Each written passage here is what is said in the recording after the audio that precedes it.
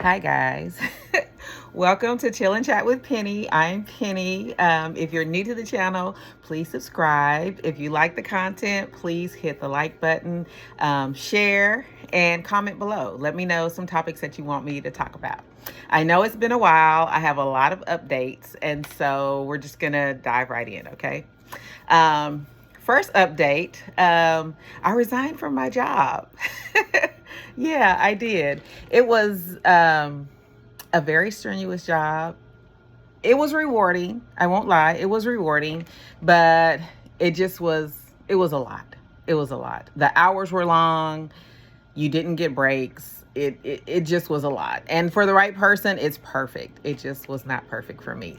And so this kind of leads me into a testimony that I have to share. So when I finally just decided that that was it, this job wasn't for me, I wasn't going to do it anymore, I actually put in my 2 weeks notice without having another job. And for me, that's a big deal. I never do that. In my entire work career, I have never quit one job without already knowing that I had another job to replace it. And so I just kept thinking, kept thinking, kept thinking. And honestly, for months, I had been feeling like God was telling me to leave this job. But, you know, being human, out of fear of, well, what am I going to do if I don't have a job? How am I going to make money? How am I going to pay my bills? Out of fear of not having a job, I kept staying. I kept staying. And then finally, I was like, you know what? I'm probably blocking my own blessings by staying here. Like, there's probably things that God wants to do for me that He's just waiting for me to have the faith to quit, to just step out on faith. And so that's what I finally did. I was like, you know what? God has always taken care of me before. I have no reason to think He's not going to take care of me this time. I'm just going to step out on faith and I'm going to resign. And so actually the very day that I put in my 2 weeks notice, when I got home that night, my business cards for my travel agency had been delivered. They had arrived. And so I sent a message to the girl that's training me, and she was like, that's a sign. That's a sign. See, the minute you quit, they showed up. And I was like, you're probably right. You're probably right. And so then the very next day, I'm just checking my email, and in my email, there was an email that was sent to me by a company I had applied to months ago for a job. I had taken the assessment, I had passed the assessment, and then I didn't hear anything else from them. So I just figured, I didn't get the job. It was an email from them to interview with them. And so I submitted my letter of resignation on a Thursday. I received the email that Friday. The interview was the following Friday. And I actually got hired at the interview. It was crazy. It was crazy. But I've always said that, like, God always provides jobs for me. I mean, there's been so many times, even when I was initially rejected for the job, and within a day or two, I get a phone call saying, oh, the situation has changed. Are you still interested? So that's why I say I don't really worry about jobs. Like, God always puts me where He wants me to be for whatever reason. And I have to figure out the reason usually, but He always puts me where He wants me to be. So got the job. I start April 7th. And I'm excited. It's going to be in insurance, which is something, I think I've told you, I'm a licensed insurance adjuster also. So it's going to be in insurance, something that I feel very comfortable with, something that I've done now for over 10 years. So the only thing I really have to learn is their system, right? Like, I know how to adjust claims. I'm a claims adjuster. I know how to do that. I just need to learn their system. So I think this will be much better hours, much better benefits, more pay. Like I said, I was blocking my own blessings. So y'all, don't block your blessings. Have that faith. Step out on that faith. The Lord has a plan for you, and He is always going to take care of you. Always. So just step out on that faith and let Him work His miracles in your life. Okay. So that's it for my testimony. So next, I want to discuss something that I'm so excited about. As you know, I've told you all before how much I love to travel. Traveling is my favorite pastime. It's my favorite thing to do if I'm not working. And so everything finally kind of came together. Everything kind of fell into place. And again, I know it's divine intervention. I just know it is. But I am finally going to Africa. Yay! And if I can figure out how to do the little confetti things, I'll put them in there. I don't know. We'll see. But I'm finally going to Africa. I leave March the 29th. I leave from Houston and I land. I have a layover in Washington, D.C., and then I land in Ghana. I'm actually going to Ghana. I land in Accra, Ghana on the 30th in the morning. So, unfortunately, I'll only be there a week. I had to cut it short because of when the new job starts. But I'm still just excited that I get to go. So, and then I leave on the 5th and get back to Houston on the 6th and then start my job in Houston on the 7th. So yes, I won't be working in Beaumont anymore. I'll be working in Houston. So really excited about that. So what I wanted to do with the rest of this video is just kind of tell you all the process that I went through to prepare for this trip in case any of you are interested in doing the same thing. And it is kind of a step-by-step kind of thing because there's certain things you have to do before you do other things. So we'll get into all that.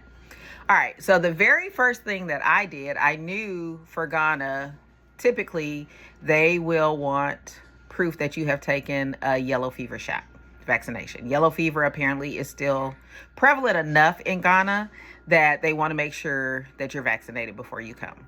So what I did for that was, because everybody doesn't, everybody doesn't have the yellow fever. My glasses keep sliding.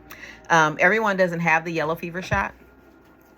So you have to go to what they call travel pharmacies or travel doctor's offices. Sometimes you can go to your local Center for Disease Control or something like that. What I did was I found out from a friend that Costco, the store, their pharmacy has a travel program for people who are traveling internationally and need those vaccinations. So I signed up with Costco Travel. I want to say it was like $39 to sign up. And then what you do is you fill out the information, you tell them where you're going, when you'll be there, how long you'll be there, all that kind of stuff. And then once they process all your information, they send you back an email to schedule an appointment to go to a local Costco or one of the Costcos that provide those vaccinations. So since I initially got everything started in Pearland, and I'm in Houston quite often, I selected the Pearland location to go get it done. So got it done. I got my vaccination, my yellow fever vaccination, as well as they gave me a prescription for malaria pills because several places in Africa still require you or still suggest that you take malaria pills just so that you don't get it. Because as I explained to my African friends, although malaria for them is like catching a cold because it's been around so much out there and their body has built up immunities to it. For us Americans most of us who have never been exposed to it, I mean, it could literally take us out, if we're not protected. So I was able to get both of those. Now, for some people, some insurance companies, some health insurance companies will cover the cost of the vaccination and the malaria pills. Mine wouldn't. Even though, like at one point, my doctor had written me a prescription for the malaria pills. He was able to do that. My insurance didn't cover it, so I had to pay out of pocket. So for everything, for the shot and the malaria pills, I want to say you take one a day for every day that you're there, and then for a couple of days once you get back. So, it's like however long you're going to be there. But they gave me a 30-day supply. I'm not going to be there 30 days, but, just to be sure, that's what they gave me. So for the 30-day malaria prescription, the 30-day malaria prescription, as well as the yellow fever vaccination was $180, I want to say. So that's because I think the shot was like $150, and then the pill prescription was like $30. So that's what I did. Didn't have any side effects from the yellow fever vaccination at all. I mean, some people said that sometimes your arm will be sore because it is kind of a long needle and it's a lot that they inject you with, and it's a partially live virus to build up your immunity. Didn't have any side effects. I didn't get a fever. I didn't get sick, nothing. So that was the first thing that I took care of, because that's one of the things that you have to have when you apply for your visa to visit Ghana. So that's the first thing I did. So the next thing I did was my plane ticket. Now, I found a flight on United Airlines that will take me to Ghana. The reason I chose United Airlines is because for me, I'm doing this as a solo traveler. This will be my first solo trip out of the country. I mean, I've traveled, within the state solo before. I've traveled for work, all of that. But this will be my first time leaving the country as a solo traveler. So for that reason, I knew I had to have a layover because there are no direct flights to Ghana from the US that I know of. So I wanted to make sure that my layover was here in the States. So I actually could have gotten a cheaper ticket, but my layover would have been in Istanbul or Dubai, and not to say that Dubai isn't someplace I want to visit, but I didn't want to do it in an airline when I'm trying to find a transfer. And I'm sure they have some English, but again, for me, it was a comfort thing. I just felt more comfortable with my layover being here in the States. So I fly from Houston to Washington, D.C., Dulles, and then I transfer planes in Dulles, and then I fly directly from Dulles to Ghana. So if I lived on the East Coast, it would be a straight flight. But because I live in Texas, it's, I had to get to the East Coast. So, my plane ticket. Oh, another reason I chose United is because they are one of the few airlines that for that trip, they still allow me 2 free checked bags. So when I checked some of the other airlines, like British Airways had a flight, but they didn't offer any free checked bags, and the checked bags were like $150 each. And I knew I was going to have at least 2 bags. So that's like $300. And so that actually kind of made up the difference in price, because I want to say the British Airways flight was like $1,100 and something.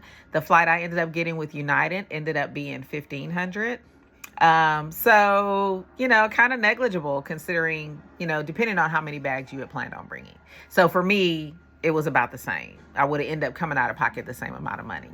So so I'm flying on United to Washington, then to Ghana, and then coming back is the same thing. I fly from Ghana to Washington, and then from Washington to Houston. It does take an overnight.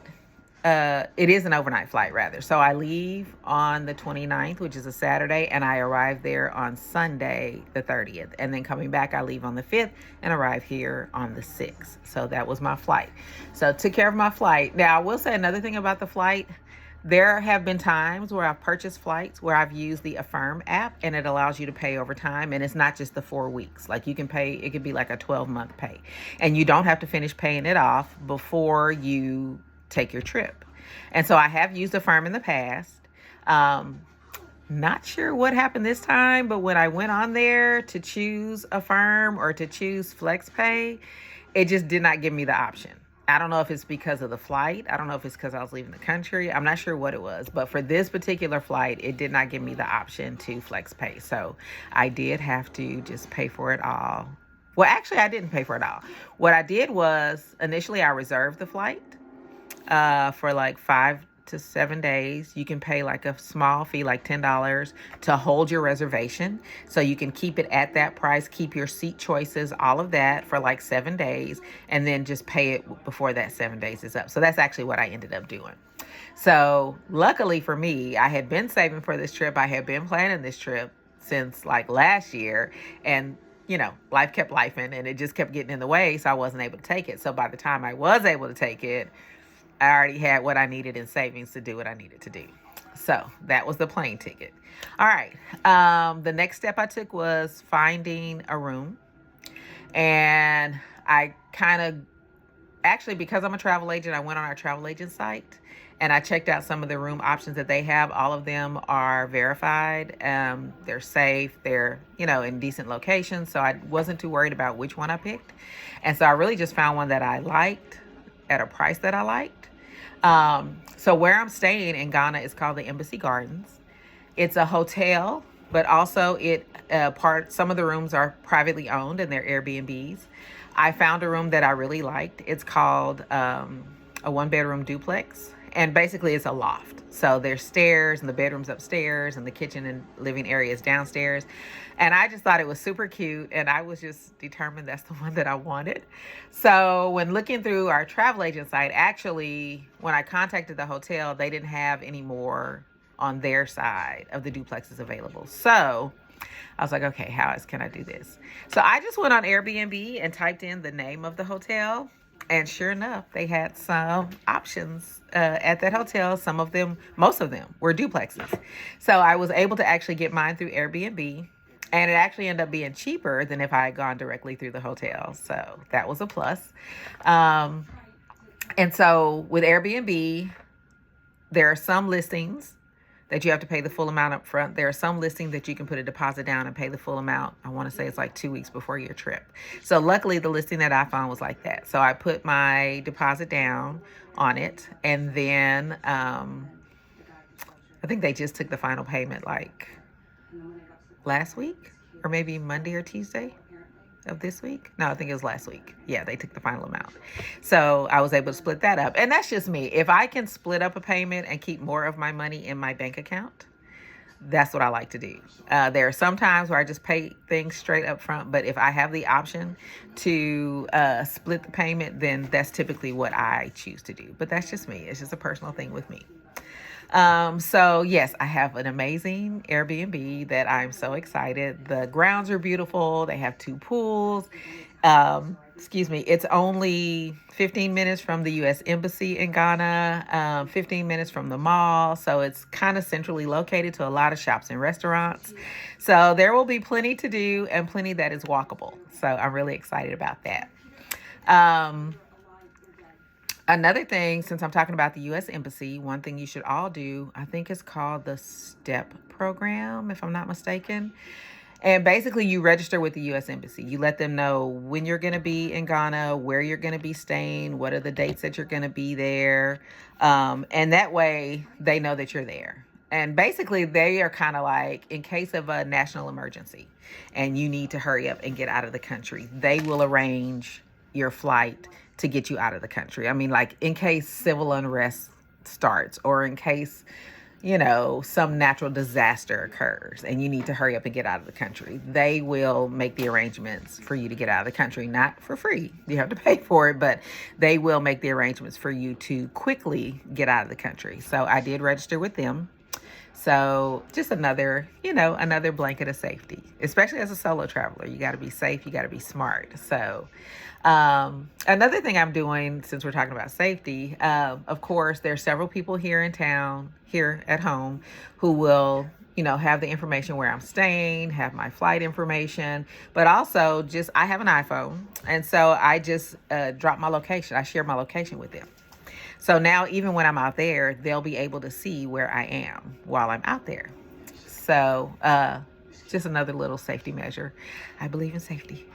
Okay, so that took care of my room. So now I have my flight taken care of. I have my room taken care of. I have my vaccinations taken care of. Next was applying for my visa. And when I say this is a step-by-step process, that's what I mean. Because I had to have my plane ticket and room information before you can apply for your visa, because that information has to be included with your visa application. Basically, they want to know that you're not trying to come to Ghana and stay. They want to know when you're leaving. They want to know where you're going to be. Okay. So the visa application is fairly straightforward. It's fairly easy. You go online at the Embassy of Ghana, and it's an application that you fill out online. And then there's some things that you upload. For example, you upload a screenshot of your plane ticket showing when you're coming back. You upload a screenshot of your hotel reservation. And when I made the Airbnb reservation, one of the options was print for verification or print for visa use or something to that effect. But basically, they know you're going to need it. So they give you the option to print a screenshot of it showing where you're going to be staying. So you upload that. You upload your passport. You have to have a passport photo, a 2x2 passport photo, and you'll take a picture of that and upload that as well. Then after you upload all of these documents to your application, you print everything. So you print your application. You print the screenshot of your plane ticket. You print the screenshot of your hotel room. And so all of this is going to be mailed in. So even though you submit the subscription, what is the deal with the word subscription today? Okay, even though you submit your application online, you then have to print all of your information out and mail it to them. Okay, and so 2 of the things that you take care of and print online is you print the receipt for you paying for your application. And for the Ghanaian visa application, I did the expedited one. The regular price for a one-time visit is $60. The expedited price was $100. So because I was short on time, because I'm leaving in less than 2 weeks, I went ahead and did the expedited. So my total was $105 for that. But then you also pay to have your documents shipped back to you. And so again, I did expedited. And so for me, it was $31 to pay to have for my return postage to have everything shipped back to me. So in the envelope, you're going to put your application, you're going to put your room information, you're going to put your flight information, your 2x2 photo, you're going to put your actual passport, which made me really nervous mailing my passport off, but you're going to put your actual passport. And this is something they didn't ask for. Like in the application, you have to show you how much money you have available for your trip. And they didn't ask for proof of it, but just to make sure things remained expedited, I printed out a screenshot of the front part of my bank account showing how much money I had in my savings to support my trip. I mean, of course, no actual account information other than my name and showing that amount. So I did do that just because, like, I don't want them to come back and ask me for that later after I've sent everything, and I don't want this holding up the process. So I sent that too. So go to the post office to mail my packet off. And of course, I wanted that expedited as well. So I put it in one of the flat rate envelopes. So to get it expedited, and I wanted a signature to prove that someone had received it. For me, it was $31.50 to mail it. So when I was there at the post office, the postal worker kept saying, okay, this is your receipt. Hang on to your receipt, because if they don't get it tomorrow, it's supposed to be overnight mail. If they don't get it tomorrow, you can get a refund on your money. And she repeated that to me multiple times. I don't know if this is a problem they have or she just wanted to make sure I knew, but she kept repeating that to me. So I mailed it on a Tuesday. It was supposed to get there Wednesday. Well, I didn't even get a notification that it had been mailed off on Wednesday. Finally got a notification that it arrived, I want to say Friday. Yeah, it didn't arrive until Friday. So I went back up to the post office and showed them, it just arrived today. It was supposed to be there Wednesday. And I was told that that was guaranteed. So if it didn't arrive, I could get a refund. And sure enough, they gave me my $31.50 back. So that's something else to keep in mind. Okay, so sent everything off, right? And so I'm sitting here waiting patiently to hear something. Like, I know they received it Friday, but I'm waiting to hear them say, like, I know from the postal receipt that they received it Friday, but I'm waiting to hear from the embassy, right? Didn't hear anything from the embassy. Come to find out, Thursday was a holiday for Ghana. So I think the office was closed, which is why they didn't get it till Friday. And apparently nobody messed with it until Monday. I think it was Monday. Monday, I finally got an email. No, Tuesday. Tuesday, I finally got an email saying that it had been received and they were processing it. Then I got an email, I want to say Thursday of last week. Yes, saying that it had been approved, but it had not been issued yet. And between the approval process and the issue process, something could still go wrong and it could still be denied. So I'm like, I want to feel like that's good news, but I kind of don't feel like that's good news because you're telling me it still could be denied. So I wait a little bit more. Finally, and then yesterday I go on the embassy site just to check if there's any progress on it. The application isn't even showing up. Like, I go under retrieve visa application, there's nothing there. Like, all before my application was sitting there saying pending. I go there now, it's completely gone. So at this point, I don't really know what's going on. I'm hoping that means that everything went through, but I don't really know. So then this morning, I get an email saying that my package is being shipped back to me. Yay! So I'm so excited. So I paid for the 1-day overnight shipping. So today is, what is today? Today is Wednesday? Yes, today is Wednesday. I'm hoping it gets here tomorrow. I don't think it will. I'm thinking Friday will be the day, but that's still perfect because I don't leave until next Saturday. So I am cutting it close. But that is why I expedited it. So, and the expedited was supposed to be 7 business days.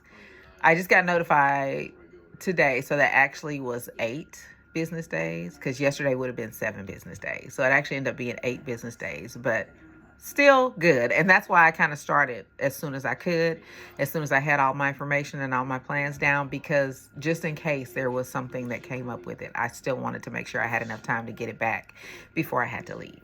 So, I'm excited. I'm waiting for it. I hope it'll be here tomorrow. I pray it'll definitely be here by Friday at the latest.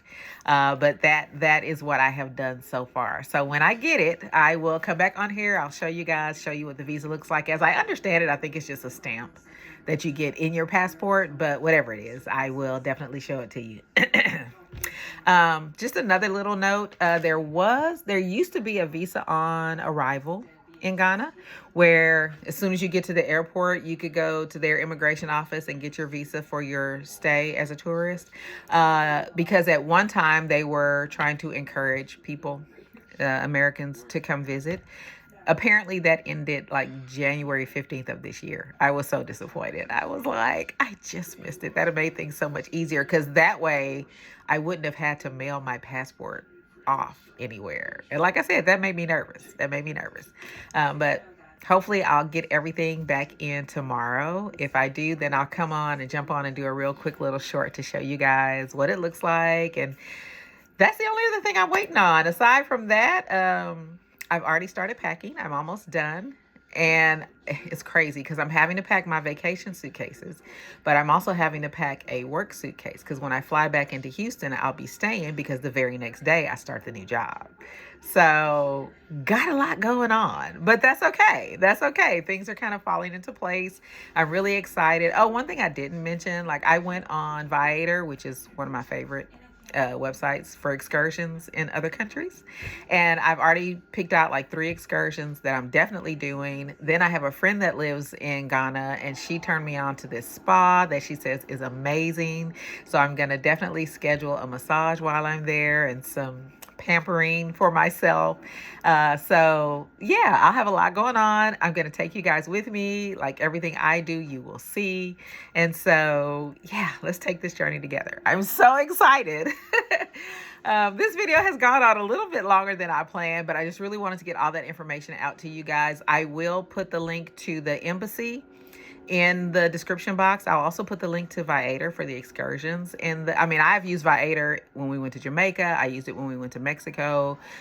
Pretty much anywhere we go out of the country, Viator will have a list of excursions. Some more pricey than others, so it's just up to you. But there's always a lot, and there's usually multiple of the same thing. For example, I'm taking a city tour, and there were several different versions of the city tour by different companies with different prices. So you can just pick out which one you wanted to do and go with that one. So I'll put both of those links in the description box below. Again, comment if you have any questions or anything else that you would like me to address. And yeah, glad you guys came to chill and chat with Penny.